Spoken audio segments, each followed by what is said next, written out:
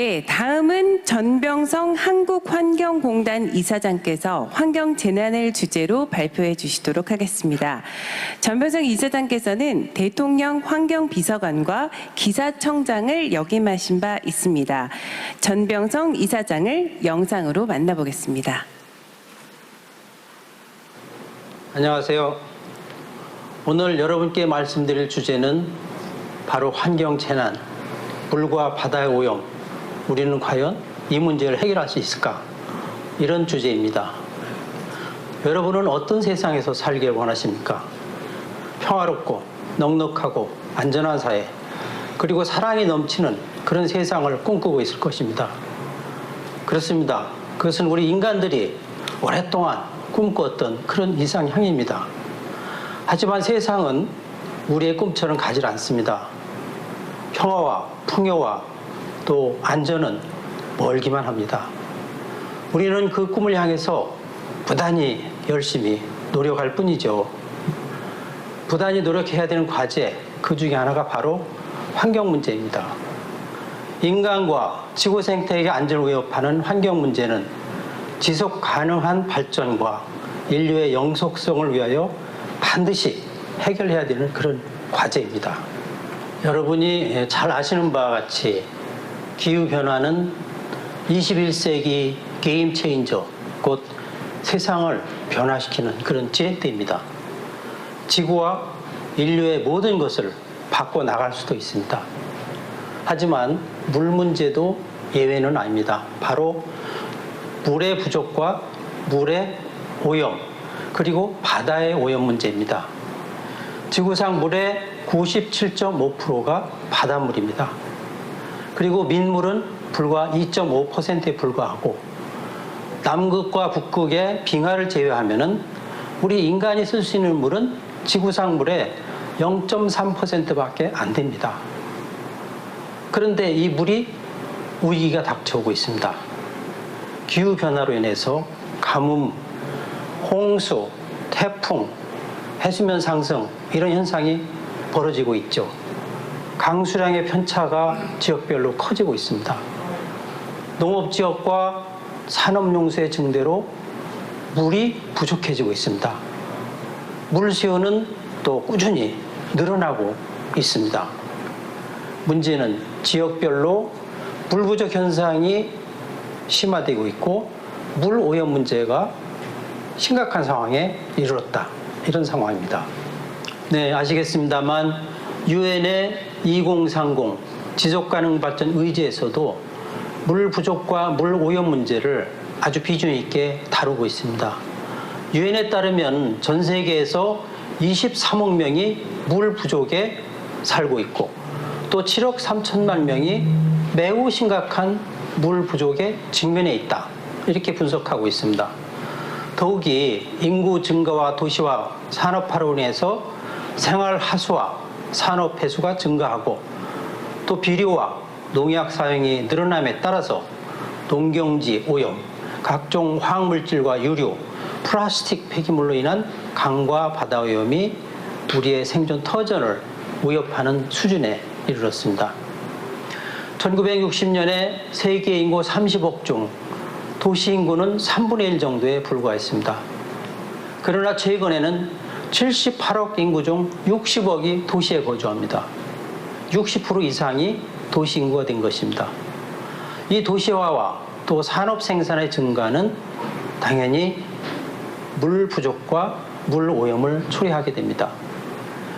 전 세계 평균 소득도 1960년대 약 445달러에서 2020년에는 11,000달러로 올라갔습니다. 물론 잘 살게 되는 것은 좋은 일입니다. 그렇지만 인구가 늘어나고 도시화가 진행되고 산업화가 진행되면서 물의 문제가 더욱더 심각해진다는 것이 근본적인 문제입니다. 자, 그러면은 우리 물의 오염 실태를 한번 살펴볼까요? 도시하수, 공장 폐수, 가축 폐기물은 물을 오염시키는 대표적인 요소입니다. 한국의 경우에도 이 수질오염을 막기 위해서 부단한 노력을 기울여 왔죠. 수질오염 모니터링, 하수처리장 건설, 가축 폐기물 처리장 건설, 그리고 비료 등 비점 오염원 관리, 여기에 천문학적인 돈을 쏟아붓습니다. 그럼에도 불구하고 수질의 상태는 만족스럽지 않습니다. 주요 4대강의 상태를 보면은 아직도 여름철 수온이 올라갈 때는 심각한 부영양화 현상이 생겨나고 있습니다. 이러한 현상은 다른 요인에도 기인하고 있습니다. 우리 농업 생산의 증대를 위해서 쓰는 농약과 비료, 이러한 농약과 비료 성분이 물속의 질소와 인을 증가시킵니다. 이런 것들이 녹조를 유발하게 됩니다. 네, 또 선박 사고로 인한 해양의 유리오염도 심각한 상태입니다. 유리 유출로 바다가 오염될 경우 해양 생태계가 훼손됩니다. 우리나라도 2007년 서해 앞바다에 유조선이 충돌하여 엄청난 원유가 쏟아져 해양 생태계를 초토화시킨 그런 사례가 있습니다. 1962년 미국의 생태학자 레이첼 카슨이 침묵의 봄이라는 책을 썼습니다. 이 책은 살충제나 제초제들이 생태계나 인간에 어떤 영향을 미치는지 경고한 책입니다. 20세기에 가장 큰 영향을 미친 책으로 알려진 이 침묵의 봄을 계기로 해서 미국은 환경정책에 큰 변혁을 가합니다. 1963년 케네디 대통령은 환경 문제를 다룰 자문위원회를 구성하고 69년에는 국가환경정책법을 통과시킵니다. 그리고 지구의 날이 제정되죠. 그럼에도 농업 생산량을 늘리기 위해서 살충제와 농약, 비료는 계속 사용량이 늘어나고 있습니다. 농업 생산량을 늘리기 위해서 사용되는 비료는 식량 증산에 큰 기여를 했습니다만 수질오염의 큰 원인이 되고 있습니다. 전 세계 비료 소비량은 2020년에 약 2억 톤에 달하고 있는데 이 비료들이 농경지를 통해서 물속의 질소와 인을 높이게 됩니다. 이것이 바로 수질오염, 즉 부영양화를 초래하게 됩니다. 인류에게 커다란 위협이 되는 새로운 또 하나의 요인은 바로 플라스틱 오염입니다. 1950년대 이후 사용량이 급격히 늘어난 플라스틱은 시장 규모가 7,500억 달러에 이르렀고 2021년 유엔에 따르면 생산량이 약 5,800억 개가 된다고 추산하고 있습니다. 그런데 대부분의 플라스틱은 미생물이 잘 분해할 수 없는 화학 구조를 가지고 있습니다. 반면에 재활용되는 플라스틱은 매우 적은 상황입니다. 결국 도시에는 폐비닐이 쌓이고 강과 해안에는 플라스틱 병들이 수북하고 바다는 거대한 플라스틱 섬들이 떠다니는 그런 상황이 된 거죠. 미국 조지아대 연구팀 논문에서는 한 해 약 800만 톤이 바다로 유입되는 것으로 분석하고 있습니다. 한국도 예외는 아니어서 플라스틱 배출량이 꾸준히 늘어나고 있는데 2018년에는 플라스틱 폐기물이 320만 톤이 발생했고 이는 해마다 늘어나고 있습니다.